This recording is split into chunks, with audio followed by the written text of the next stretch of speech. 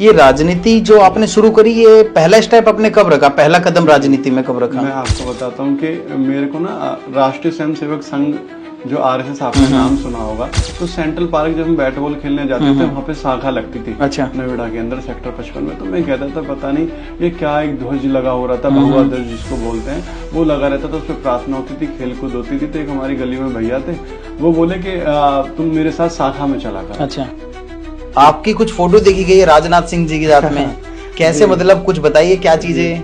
मैं आपको बताता हूँ कि मैं जब भैया छोटा था ना, हाँ। तो मैंने सोच रखा था, जब मैंने राजनीतिक कैरियर स्टार्ट करा तो मैंने कभी जीवन में ये नहीं सोचा था कि मैं कभी इतने बड़े व्यक्तित्व के सामने बैठ पाऊँ। अच्छा। मैंने तो छोड़ो, मेरे परिवार में भी किसी ने नहीं सोचा था, मेरे गांव में भी, कि हमारे गांव का बच्चा या हमारे परिवार का बच्चा कभी वहां तक पहुंच पाएगा या बैठ पाएगा।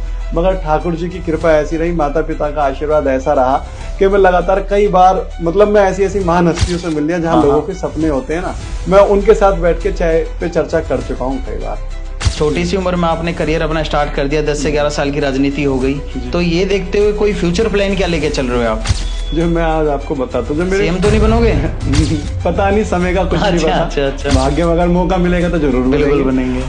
आपका समर्थन लेने आए हैं कुछ लोग बाग, आपकी मदद लेने, जैसे नॉर्मल यार दोस्त हो गए या फिर कोई लाचार बंदा हो गया, आधी रात को फोन आया हो आपको कुछ ऐसी? अगर मैं आपको घटनाएं बताऊं तो मैं ये कहता हूं कि दिन बीत जाएगा मगर घटनाएं नहीं बीती। कोई भी लास्ट एक घटना ऐसी बताइए। अभी बताता हूँ, बीच में मेरा एक दोस्त था, तो वो सोशल इन्फ्लुएंसर था, तो वो बेचारा वीडियो शूट वगैरह करने गया। तो आजकल देखा होगा कि भाई करता कोई बेचारा अच्छे काम है मगर फंस जाता है गलत। बिल्कुल। तो उसको जो है पुलिस ने बना दिया अपहरणकर्ता। ऐसा कभी हुआ किसी ने आपके नाम का मिसयूज किया हो? हाँ, कई बार होता है। कैसे? कई बार ऐसा होता है कि कहीं कोई लफड़ा हुआ, कुछ हुआ, और भाई उन्होंने भोकाल बना दिया कि मैं सोनू राणा के साथ रहता हूँ। और कई बार ऐसा होता है कि फोटो वोटो खिंचवा लेते हैं, मैं मना नहीं करता, क्योंकि भाई भगवान ने इस लायक बनाया, तो घमंड किस चीज का करना, सब तो यही रह जाएगा। और बाद में करते हैं तो बाद में वो मतलब मेरे नाम से ही फोन कर देते हैं कि सोनू राणा बोल रहा हूँ, ये बोल रहा हूँ, मिसयूज कर देते हैं। आजकल के नए नए बच्चों को आप देख रहे होगे, आपको लगता नहीं कि हमारी संस्कृति, हमारे समाज, हमारे कुंड पे, हमारे खानदान से बहुत अलग हटके वो जा रहे हैं आजकल? मैं देखता हूँ भाई, मैं जैसे भी मतलब कभी मैंने देखा है, मेट्रो स्टेशनों पे देखा है, मैं मॉलों में देखा है, और सोशल मीडिया पे आए दिन वीडियो आती रहती है। तो मैं कहता हूँ उनकी बर्बादी का कारण, जो आने वाला कल है ना, वो अपने साथ साथ अपने देश को बर्बाद कर रहे हैं, अपनी संस्कृति को बर्बाद कर रहे हैं, अपने माता पिता के चरित्र पर उंगली उठा रहे हैं। अगर हम बात करें संस्कृति की, इज्जत की, डर की या लटके जोर की, ये किन लोगों में अभी बाकी है? गुर्जर समाज हुआ, जाट समाज हुआ, यादव समाज हुआ, और अभी क्षत्रिय समाज हुआ, वहाँ भी सभ्यता संस्कृति बची हुई है। नमस्कार दोस्तों, तो कैसे हैं आप? आज हमारे वायरल आइकन के पॉडकास्ट पे सोनू राणा जी हमारे साथ में हैं, जिनका राजनीति में बहुत अच्छा आता है। तो आज इनसे चर्चा करते हैं, इनकी राजनीति के बारे में, जो ये समाज सेवा करते हैं, इन चीजों के बारे में आज इनसे बात करते हैं। तो हेलो सोनू जी, कैसे हैं आप? मैं अच्छा हूँ। जय श्री राम, जय गौ माता। जय गौ माता। तो सोनू जी, कहाँ से स्टार्ट करें ये बताइए, आपके बारे में राजनीति से स्टार्ट करें, सोशल सर्विस से स्टार्ट करें, या आपकी स्कूल लाइफ से स्टार्ट करें? जहाँ से आपका मन करे। तो आज शुरू करते हैं आपकी स्कूल लाइफ से। तो आप अपनी स्कूल लाइफ से हमें थोड़ा कुछ बताना स्टार्ट कीजिए। मैं आपको बताता हूँ कि मैं जो अभी वर्तमान में जो मेरी एजुकेशन चल रही है, हाँ जी, मेरी LLB फाइनल ईयर है। अच्छा। और जो मेरी माध्यमिक शिक्षा थी, हाँ जी, वो मेरी जो 10th हाई स्कूल और मैंने इंटर करी थी, वो जो कॉलोनी के छोटे स्कूल होते हैं, जैसे आपने देखा होगा कि आपकी कॉलोनी में, गलियों में जो स्कूल होते हैं, मेरी वहाँ से पढ़ाई हुई। तो उसके बाद मैंने 12th करने के बाद अभी मैं ग्रेटर नोएडा एक लॉ कॉलेज में, वहाँ से मेरा फाइनल ईयर है। तो मेरा एक छोटा सवाल था, स्कूलिंग आपने इतनी छोटे स्कूल से करी है, जैसे मैं आपकी प्रोफाइल वगैरह सारी चीज देखता हूँ, तो बातचीत तो आपकी बहुत तगड़ी लगती है मुझे। जी जी। तो स्कूलिंग इतने मतलब छोटे लेवल पे क्यों करी आपने? आपको बताना चाहता हूँ कि भैया परिवार जो है, हम उस लायक नहीं थे कि हम अच्छे स्कूल में पढ़ पाए। अच्छा। या हम उन स्कूलों में पढ़ पाए जहाँ बड़े बाप के बेटे पढ़ते हैं। तो पारिवारिक स्थिति ठीक ना होने के कारण तो मैंने मतलब पढ़ाई मेरी पूरी तरीके से अच्छी तरीके से नहीं हो पाई। आज मैं आपको एक बात बता देना चाहता हूँ कि कई स्कूलों में से मेरे नाम काट दिए गए थे, क्योंकि हमारी इतनी क्षमता नहीं थी कि हम 400 रुपये भी महीने की फीस भर पाए। क्योंकि माता जी भी घर काम करती थी, पिताजी भी टैक्सी ड्राइवर थे, तो पिताजी भी ज़्यादातर बाहर ही बाहर रहते थे, कभी काम चला कभी नहीं चला। तो स्कूल की जो लाइफ थी वो बहुत ही मतलब डफ रही, बहुत ही डिफिकल्ट रही, संघर्ष भरा जीवन रहा। इस वजह से मेरी 12th तक की जो पढ़ाई थी वो बहुत ही नॉर्मल और ना के बराबर रही, क्योंकि मेरा दिल खुल के मैं कभी नहीं पढ़ पाया। कभी नहीं पढ़ पाई जी। आज की करंट सिचुएशन क्या है आपकी? अब करंट सिचुएशन तो ये है भैया, देखो ठाकुर जी की कृपा से अभी संपन्न है सब चीज, और जो वो दिन बीते अब उनसे बहुत बेटर दिन चल रहे हैं भगवान जी की कृपा से। अभी सब चीज सेटल है, सब अच्छा है, परिवार भरण पोषण सब चीज अच्छी हो रही है। अब अच्छे कॉलेज में मैं पढ़ाई कर रहा हूँ। मतलब ये आप काफी आगे बढ़ चुके हो, और जो आपने सिचुएशन झेली है वो सिचुएशन आप किसी और पे अब इस टाइम पर नहीं आने देते। मैं यही चाहता हूँ कि भाई कि कभी जो दिन मैंने देखे ना, भगवान इस धरती पे किसी व्यक्ति को जो दिन मेरे माता पिता ने देखे, ईश्वर किसी माता पिता को ऐसे दिन ना दिखाए। भैया सुबह खाया शाम को मिले ना मिले कुछ नहीं पता। वो वक्त मतलब कैसे गुजरा भगवान ने, उस समय शायद भगवान ने हमारी परीक्षा ले रहे थे कि वो संघर्ष भरा जीवन था, इस दिन को दिखाने के लिए ले रहे थे कि आप संघर्ष करोगे नहीं करोगे। मगर हमारे माता पिता ने ना तो खुद हिम्मत हारी और ना हमें हारने दी। बहुत अच्छी चीज है। तो सोनू जी थोड़ी पर्सनल लाइफ के बारे में बात करें? जी जरूर करें। तो आप थोड़ी अपनी पर्सनल लाइफ के बारे में बताइए। जी क्या आपको करना पसंद है, क्या हॉबी है, गर्लफ्रेंड है या नहीं है, इन चीजों के बारे में थोड़ा बताइए। मैं आपको बताता हूँ कि मेरी जो हॉबी है, जो मेरा फ्यूचर है, वो समाज सेवा ही है। अच्छा। जो मैंने अपनी हॉबी बना रखी है वो समाज की सेवा करने को बना। अच्छा, समाज को दे चुके अपने आप को। मैंने अपना जीवन पूरा तन मन धन समर्पण पूरा मैं समाज को न्यौछावर कर चुका हूँ। देश को न्यौछावर कर चुका हूँ, माँ भारती के चरणों में न्यौछावर कर चुका हूँ। अच्छा। तो मेरा लाइफ का जो गोल है वो यही है, जरूरतमंदों की मदद करना, जरूरतमंदों की सेवा करना। मेरा गोल ये नहीं है कि मैं IPS बनूं, IAS बनूं, DM बनूं, CM बनूं, ऐसा कुछ भी नहीं है। बस मेरा गोल एक ही है कि मैं अपने देश में उन लोगों की मदद कर सकूं जिनकी कोई नहीं करता, उन लोगों के पास तक पहुंच सकूं जिनको आवश्यकता है एक अपनापन और प्रेम की। अच्छा अच्छा अच्छा। और गर्लफ्रेंड ना मैंने भाई पहले कभी प्यार करा ना आगे कभी करूं। मैं जो प्यार करा है मैंने अपनी मातृभूमि से प्यार करा है, अपने माता पिता से प्रेम करा है और उन्हीं से ही करना चाहता हूँ। ठीक है। आप पॉलिटिकल फैमिली से हो? लोगों को लगता है कि मेरा पॉलिटिकल, हमें भी लगता है, नहीं सबको लगता है, जितना आप प्रोफाइल देख रहे हैं सबको लगता है उससे। मैं आपको बताना चाहता हूँ कि भाई मेरी पूरी फैमिली में कोई आज तक राजनीति में नहीं रहा। मेरी फैमिली वाले राजनीति को चिमटे से छूना भी पसंद नहीं करते थे। कारण ये था कि क्योंकि फैमिली बैकग्राउंड इतना मजबूत नहीं था, आर्थिक स्थिति इतनी मजबूत नहीं थी, ना इतना पैसा था, ना इतने धन बल थे, ना हम बाहुबली थे। पता नहीं ठाकुर जी ने मुझे क्यों राजनीति की तरफ आकर्षित करा। मैंने बहुत चाहा अपने आप को रोकना, माता पिता ने भी पूरी कोशिश करी, परिवार ने भी कोशिश करा कि भाई आज तक परिवार में कोई राजनीति में नहीं गया, तू क्यों जा रहा है राजनीति में। हाँ, हमारा जो अपोजिट होगी चीजें तो जो हमारा गाँव था उसमें अधिकारी तो काफी रहे। मैं मेरठ में मेरा गाँव है, मैं आपको बताता हूँ, मेरे गाँव का नाम है नवल। अच्छा। हमारा जो गाँव है बड़ी चर्चित गाँव में से रहा है मेरठ के अंदर। उन गांव में काफी IAS, मतलब हमारे गांव में बहुत अधिकारी गवर्नमेंट सर्वेंट काफी हैं और सब पॉपुलर हैं। हमारे गांव से सांसद भी रहे। अच्छा। मेरठ से, हाँ जी, चौधरी हरीशपाल जी। अच्छा। चौधरी हरीशपाल जी वहाँ से सांसद रहे। उस गांव का मैं निवासी हूँ। और जो मेरा बॉर्न था वो मगर हुआ नोएडा में था। माता पिता पहले से ही गांव छोड़कर शहर में आ बसे थे कमाने के लिए, तो मेरा जन्म यहीं पर हुआ था। अच्छा अच्छा। तो उसके बाद से ये था कि भाई चलो राजनीति करनी है। तब उन्होंने पूछा भाई क्यों कर रहा है, बहुत रोकने की कोशिश करी, मगर मेरा मन ये कहता था कि मुझे मदद करनी है, मदद करनी है, वो दुख नहीं झेलना जो हमने झेला है। अच्छा अच्छा। इसके बीच में एक सवाल और है मेरा, ये राजनीति जो आपने शुरू करी, ये पहला स्टेप आपने कब रखा, पहला कदम राजनीति में कब रखा? मैं आपको बताता हूँ कि मेरे को ना राष्ट्रीय स्वयंसेवक संघ जो RSS आपने नाम सुना होगा, तो सेंट्रल पार्क जब हम बैट बॉल खेलने जाते थे वहां पे शाखा लगती थी। अच्छा। नोएडा के अंदर सेक्टर 55 में। तो मैं कहता था पता नहीं ये क्या, एक ध्वज लगा हो रहा था, भगवा ध्वज जिसको बोलते हैं, वो लगा रहता था, उस पर प्रार्थना होती थी, खेल कूद होती थी। तो एक हमारी गली में भैया थे, वो बोले कि तुम मेरे साथ शाखा में चला कर। अच्छा। मैं बोला कि यार पता नहीं कहाँ लेके जाएंगे, क्या लेके जाएंगे। बोले कि 2-3 दिन चलो, उसके बाद तुम्हें पता चल जाएगा कैसा, बहुत अच्छा लगता है, वहाँ पे बहुत अच्छे अच्छे गेम्स होते हैं। तो उन्होंने खेल की तरफ आकर्षित करने के लिए मैं शाखा में चला गया, क्योंकि वहाँ पे गेम होते थे। पर उसके बाद जब मैंने देखा भाई इतने बड़े बड़े लोग और वहाँ सबकी एक समानता है, सब एक साथ बैठे हैं, चर्चा कर रहे हैं, सब परिवार के सदस्यों की तरह काम कर रहे हैं, तो वहां से मेरा जो लाइफ स्टाइल था वो थोड़ा मेरा बदल गया। ये बात है जब उस समय मेरी एज जो है 13 वर्ष की थी। और 13 साल के? हाँ जी। तब आपने प्लान कर लिया था कि आगे क्या करना है? जी जी। तो सोनू भाई, छोटी सी उम्र में आपने करियर अपना स्टार्ट कर दिया, 10 से 11 साल की राजनीति हो गई, तो ये देखते हुए कोई फ्यूचर प्लान क्या लेके चल रहे हो आप? जो मैं आज आपको बताता हूँ, जो मेरे सेम तो नहीं बनोगे? पता नहीं, समय का कुछ नहीं पता। अच्छा अच्छा। भाग्य में अगर मौका मिलेगा तो जरूर बिल्कुल बनेंगे। और मेरी जो फ्यूचर प्लानिंग है वो ये है कि समाज सेवा में एक बहुत बड़ा नाम कमाना। अच्छा।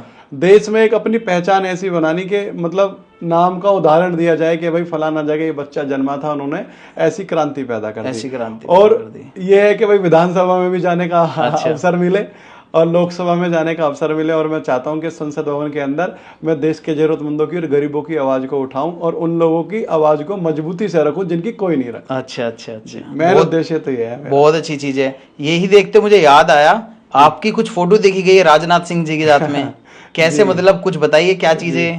मैं आपको बताता हूँ कि मैं जब भैया छोटा था ना, हाँ। तो मैंने सोच रखा था, जब मैंने राजनीतिक कैरियर स्टार्ट करा तो मैंने कभी जीवन में ये नहीं सोचा था कि मैं कभी इतने बड़े व्यक्तित्व के सामने बैठ पाऊंगा। अच्छा। मैंने तो छोड़ो, मेरे परिवार में भी किसी ने नहीं सोचा था, मेरे गांव में भी, कि हमारे गांव का बच्चा या हमारे परिवार का बच्चा कभी वहां तक पहुंच पाएगा या बैठ पाएगा। मगर ठाकुर जी की कृपा ऐसी रही, माता पिता का आशीर्वाद ऐसा रहा कि मैं लगातार कई बार, मतलब मैं ऐसी ऐसी महान हस्तियों से मिल लिया जहाँ लोगों के सपने होते हैं ना, मैं उनके साथ बैठ के चाय पे चर्चा कर चुका हूँ कई बार। और सबका आशीर्वाद मुझे रहता है मेरे कर्मों की वजह से, कि शायद उनको मेरे कर्म अच्छे लगते होंगे कि मैं जो ये कार्य कर रहा हूँ उनसे वो प्रभावित होते होंगे, उनको अच्छा लगता होगा कि भाई बच्चे ने छोटी उम्र में इतने अच्छे काम कर रहा है, तो इस वजह से उनका मुझे लाइक करते हैं और उनका मुझे पे आशीर्वाद हमेशा आशीर्वाद बना जी। और मैं जब भी समय मांगता हूँ, ये सबसे बड़ी प्राथमिकता रही है कि मैंने जब भी जिससे समय मांगा है कि 2 से 4 दिन में मुझे समय मिल गया और मैं उनके पास जाके खूब अच्छी चर्चा हुई। अच्छा, आपको बहुत से बड़े बड़े पॉलिटिकल लीडर के साथ भी देखा गया है। जी जी जी।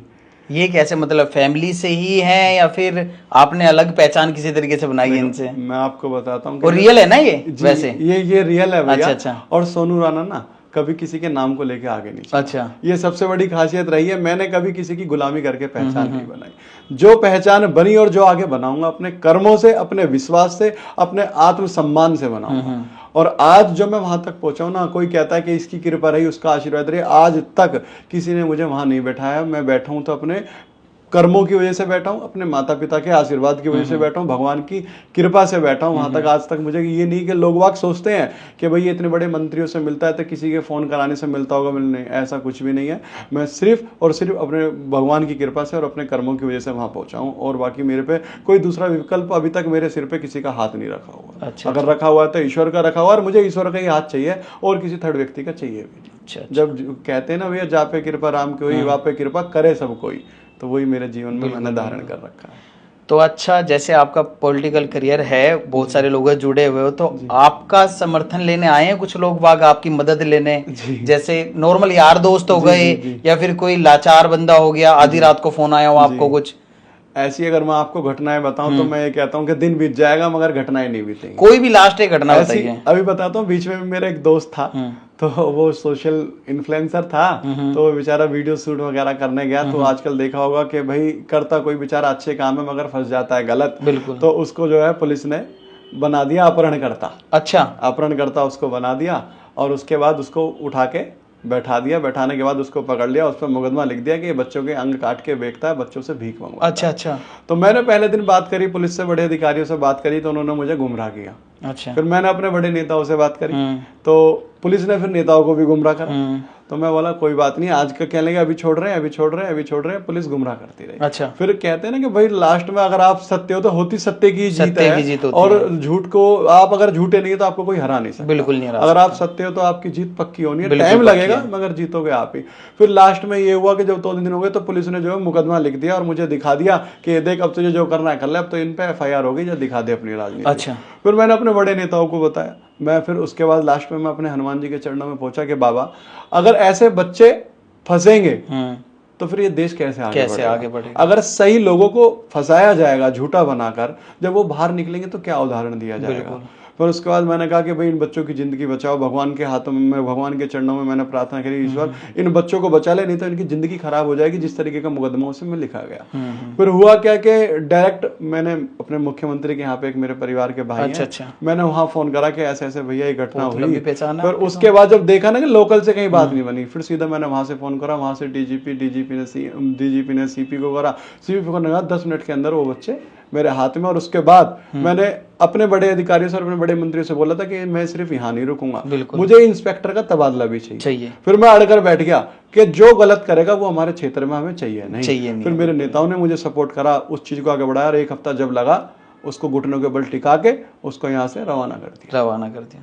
ऐसी बहुत घटना न्यूज में भी न्यूज में भी आया है, जी जी। अच्छा। और ऐसी बहुत सी घटनाएं रहती है कि रात में 2 बजे 3 बजे भाइयों का फोन आ जाता है। सोनू के लिए हमेशा सबको पता है कि सोनू राणा का दरबार सभी के लिए खुला हुआ है, सभी का खुला है। ना दिन देखता ना रात देखता। अगर मुझे किसी की मदद करनी है तो मुझे कोई रोक नहीं सकता, मैं अपनी जान भी जोखिम पे लगा देता हूँ, मैं पीछे नहीं हटता मगर किसी की मदद करने से। अच्छा। ये मेरी खासियत रही है भाई। जहां मेरे संबंध है, मैं कहता हूँ ये संबंध मैंने किस लिए बनाया, ये कोई मुझे खाने को थोड़ी देंगे। अगर मेरी जान पहचान होने के बाद मैं किसी की मदद नहीं कर सकता, क्या फायदा मेरा फोटो गिरने का किसी के साथ।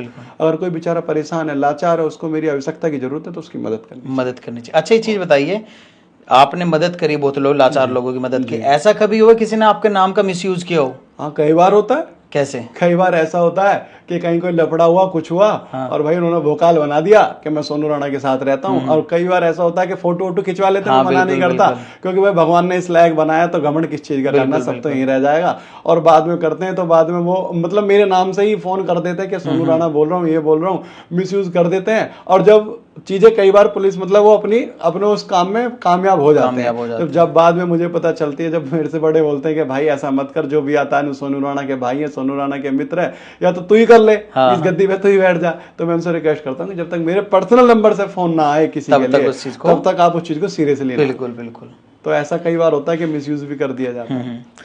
तो सोनू भाई, मैंने फिर वापस से आपकी प्रोफाइल पे आता हूँ। मैंने देखा आप जानवरों का एनिमल लवर हो, बहुत ज्यादा जानवरों को प्यार करते हो, खाना खिलाते हुए देखा आपको, गाय को चारा खिलाते हुए देखा है, डॉग्स को मैंने प्यार करते देखा है, फीडिंग करते देखा है। तो ये क्या मतलब, ये भी बचपन से ही है? ये बचपन से ही है। अच्छा। मैंने ना अपना निवाला तोड़ के दूसरे को खिलाना सीखा। अच्छा। मैं कभी, अगर मैं कितना भी बड़ा भैया भूखा सही, अगर मुझे भूख लग रही है ना, मुझे अगर एक रोटी खानी है और मुझे सामने कोई दिख गया, तो मैं उसमें एक टुकड़ा काट के उसे 1/3 हिस्सा मैं उस दूसरे को दे दूंगा। अच्छा। मैं चाहता हूँ अगर उसने खा लिया ना तो मेरा पेट अपने आप भर जाएगा। मैं दूसरों की खुशी में अपनी खुशी ढूंढता हूँ। दूसरे खुशी में आपने वो चीज फेस करी है ना, मतलब आपने जो चीज अपने बचपन में से लेके अब तक फेस करी है, आप वो चाहते हो कि जनता समाज में कोई वो बंदा उस चीज को फेस ना करे। आप हर उस चीज के लिए उसके लिए खड़े रहो वहां पे, हेल्प करने के लिए।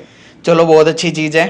तो भाई, यूथ के लिए आप कुछ बोलना चाहोगे? यूथ को कोई मैसेज देना चाहोगे? मैं यूथ को यही मैसेज देना चाहूंगा भाई, आपके पॉडकास्ट के माध्यम से, कि IAS अधिकारी बनो ना बनो, डॉक्टर बनो ना बनो, IPS बनो ना बनो, अगर बनो तो एक अच्छा इंसान बनो। अच्छा इंसान, क्योंकि अगर आज समाज में जरूरत है तो वो अच्छे इंसान की जरूरत है। अगर आपके अंदर काबिलियत अच्छे इंसान की है ना, तो आपके अंदर IAS का भी गुण है, आपके अंदर IPS का भी गुण है, आपके अंदर डॉक्टर का भी गुण है।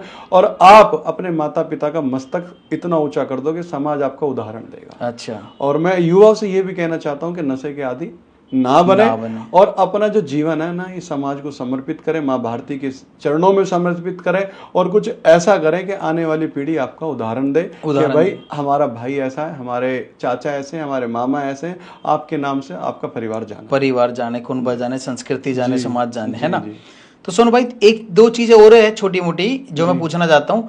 आजकल के नए नए बच्चों को आप देख रहे होगे, आपको लगता नहीं कि हमारी संस्कृति, हमारे समाज, हमारे कुंड पे, हमारे खानदान से बहुत अलग हटके वो जा रहे हैं आजकल? मैं देखता हूँ भाई, मैं जैसे भी मतलब कभी मैंने देखा है, मेट्रो स्टेशनों पे देखा है, मैं मॉलों में देखा है, और सोशल मीडिया पे आए दिन वीडियो आती रहती है। तो मैं कहता हूँ उनकी बर्बादी का कारण है। जो आने वाला कल है ना, वो अपने साथ साथ अपने देश को बर्बाद कर रहे हैं, अपनी संस्कृति को बर्बाद कर रहे हैं, अपने माता पिता के चरित्र पर उंगली उठा रहे हैं। आज वो देखते हैं ना कि हाँ हम अच्छी लाइफ जी रहे हैं, हम खुले में दारू पी रहे हैं, लड़के लड़की क्लब में मतलब बाहर सिगरेट पी रहे हैं, कि लोग बाग हमारी बड़ी तारीफ कर रहे होंगे। पता है आने वाला कल ये होगा कि आपके नाम से उदाहरण दिया जाएगा कि उस बच्चे की तरह मत बनियो।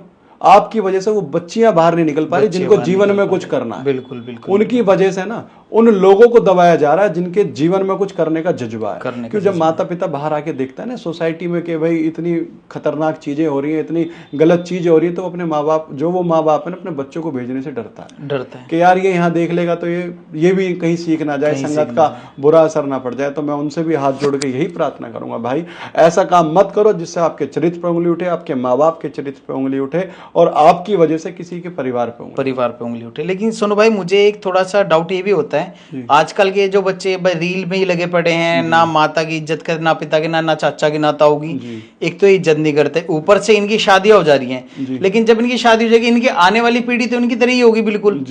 तो फिर तो आगे का तो भविष्य बर्बाद ही लग रहा है मुझे। ये देश जो है ना अब एक विपदा काल की तरफ जा रहा है। जो हमारी संस्कृति आज तक बची हुई है ना भैया, उसको एक खत्म करता जा रहा है। जो आज का यूथ है ना, जो युवा है, वो खत्म, आज सब नास्तिक है, धर्म की तरफ कोई चलने को एग्री नहीं है। आज अगर धर्म का मजाक बनाया जा रहा है, धंधा बनाया जा रहा है, देख रहे हो आप, जो भगवान के वस्त्रों को पैर के नाचा जा रहा है, रील बनाई जा रही है, उसमें नंगे वस्त्र पहने जा रहे हैं, उससे क्या क्या मतलब ये हमारी संस्कृति को खराब करा जा रहा है। जो हमारा भारत देश है ना, वो हमारी संस्कृति की वजह से जाना जाता है। आज जो विश्व, पूरे विश्व के अंदर भारत की पहचान है तो उसकी संस्कृति की वजह से, और वो लोग हमारी संस्कृति का हनन कर रहे हैं। जो वो युवा है ना, जब आने वाला कल आएगा ना, जब वो कल मदद मांगने के लायक नहीं बचेंगे, उन पे लाते बजाएगी जनता। जो हमारा जो 100 में से एक अगर मेरे जैसा कोई सोनू राणा होगा, अगर मैं उन 99 के बीच में बैठा हूँ ना, उनकी ऐसी बेइज्जती करूंगा, वो कहीं मुंह दिखाने के लायक नहीं है।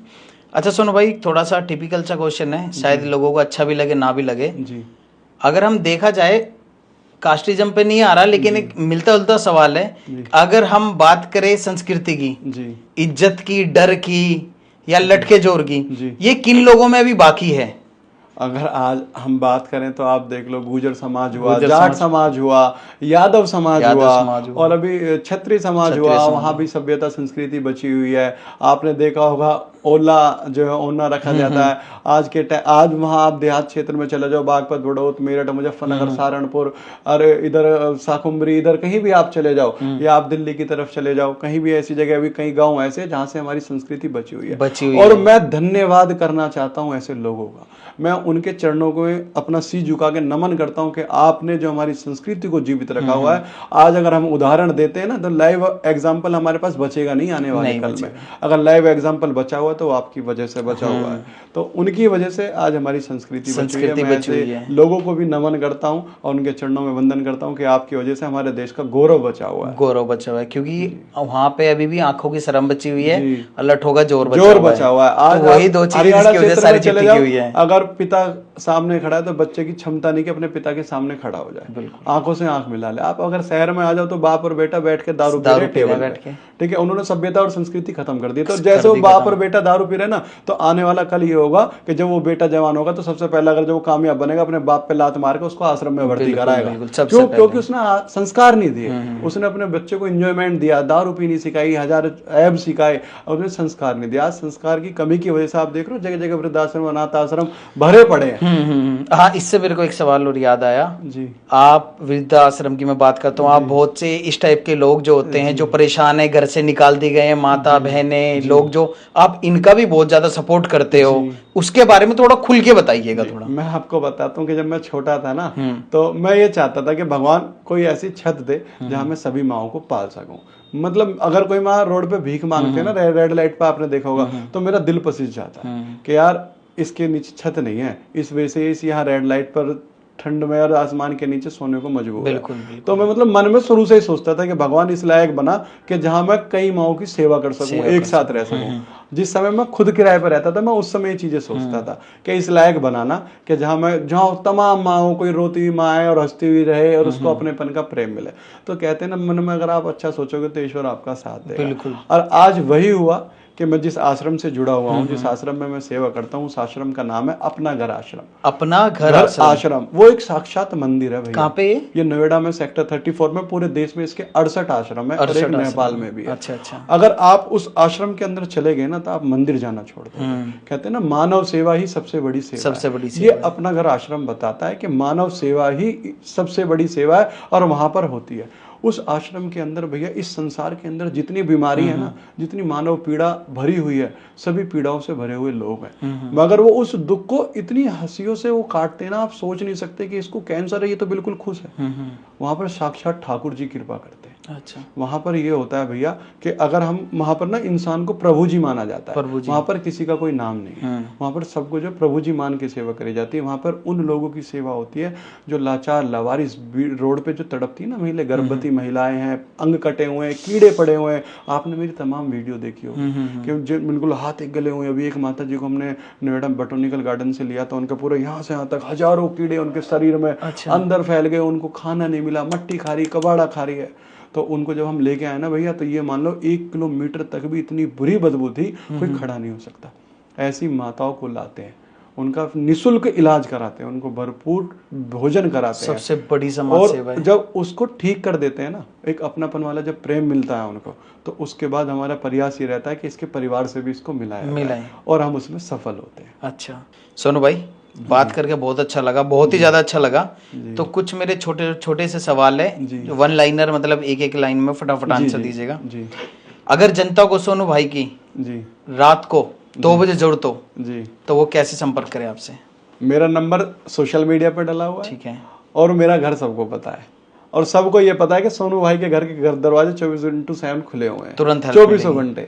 अगर मेरे फोन के माध्यम से उसकी मदद हो जाती है तो ठीक है, अगर मेरे चलने की जहाँ आवश्यकता पड़ती है तो सबसे पहले सोनू भाई खड़ा है अपने भाइयों के लिए और अपने उन भाइयों के लिए जिनको मेरी आवश्यकता है। माताओं बहनों के लिए रात को, माता बहनों के लिए सर्वप्रथम, अगर कोई माँ बहन बेटी, आपको मैं आपके पॉडकास्ट के माध्यम से भी बता देना चाहता हूँ, अगर कहीं आप रेलवे स्टेशन पे कहीं भी निकल रहे हैं, आपको दिख रहा है कोई माँ कोई बहन परेशान है, तो आप मुझे 24 घंटे मैसेज भेज सकते हो, मुझे कॉल कर सकते हो, उसकी मदद उसी समय होगी। अगर कोई ऐसी लावारिस महिला भी आपको दिख रही है, गर्भवती महिला है, कीड़े पड़े हुए हैं, मानव सेवा को इसकी आवश्यकता है, ट्रीटमेंट की, भोजन की, तो आप हमें बताएं, हम तुरंत उसको पहुंचेंगे और अपने आश्रम में भी लाएंगे और निःशुल्क इलाज, भरपूर भोजन, जो वो चाहेगी सब चीज़ उसकी आवश्यकता पूरी करी जाए। आने वाले टाइम में कोई सोनू राणा फाउंडेशन या अभी है? नहीं, कोई मेरी कोई संस्था, कोई एनजीओ नहीं है, बस मैं ऐसी मानव सेवा करता रहूंगा। मैं कोई, जनता चाहती हो आपकी फाउंडेशन डायरेक्ट आपसे के साथ जुड़ना एक तरीके से? अभी तक तो मैंने सोचा नहीं है कि मैं कोई फाउंडेशन बनाऊं, और मतलब मेरे मन में कोई ऐसा प्रश्न भी नहीं है कि मैं फाउंडेशन बनाऊं। जैसे जनता का है ये, जनता चाहेगी तो देखा जाएगा। क्योंकि मैंने देखा था आपके इंस्टाग्राम पे एक मैसेज आया हुआ था ऐसा जी कि आपकी कोई फाउंडेशन है, मैं आपसे जुड़ना चाहता हूँ। जी, तो अगर चाहेगी तो आप बनाओगे? तमाम मैसेज आते हैं, मगर अभी तक तो मैंने मन में ऐसा कोई उदाहरण है नहीं कि मैं बनाऊं, या संकल्प है नहीं। अगर आवश्यकता पड़ी तो जरूर बनाएंगे जी। अच्छा, डोनेशन कितना कर सकते हो मजबूर आदमी के लिए? देखो, जितनी मेरी क्षमता है, औकात से ज़्यादा। मैं आपको बताता हूँ कि मेरा परिवार जो कमाता है मैं उसमें ना नज़र देखता, जो मैं कमाता हूँ मेरा परिवार उस पर नज़र नहीं देखता। मैंने सीधा कह रखा है कि जो मैं कमाऊंगा वो सिर्फ समाज का है, और जो आप कमाओगे वो आपका और मेरा है। जो मैं कमाऊंगा वो समाज का और जरूरतमंद व्यक्तियों का है, जिनको आवश्यकता है। तो मैं जो बिजनेस करता हूँ, मेरी जो प्रॉफिट होता है वो सीधा सीधा आश्रमों में जरूरतमंद लोगों के लिए लगाया जाता है। ठीक है। अभी तो आप क्या 24 साल के, मेरे ख्याल से 23 से 24 साल के हो, तो लगभग अगर 30 साल की उम्र में जाने तक समाज के लिए भी आप बहुत ज्यादा हेल्पफुल हो जाओगे और अपना भी फ्यूचर बहुत ज्यादा ब्राइट कर लोगे इस चीज में। ठीक है, तो सोनू जी आज का पॉडकास्ट खत्म करते हैं यहीं पे। नेक्स्ट टाइम मिलते हैं आपके साथ कुछ नए सवालों के साथ में, नई चीजों के साथ में, नए लोगों के साथ में, और कोशिश करूंगा जिन लोगों की आपने मदद करी है अगले पॉडकास्ट में मैं उन्हें भी लेके आऊं आपके साथ में। ठीक है सोनू जी, तो आज का पॉडकास्ट हम यहीं खत्म करते हैं, तो मिलते हैं नेक्स्ट पॉडकास्ट। बहुत बहुत धन्यवाद। जय श्री राम। जय श्री राम।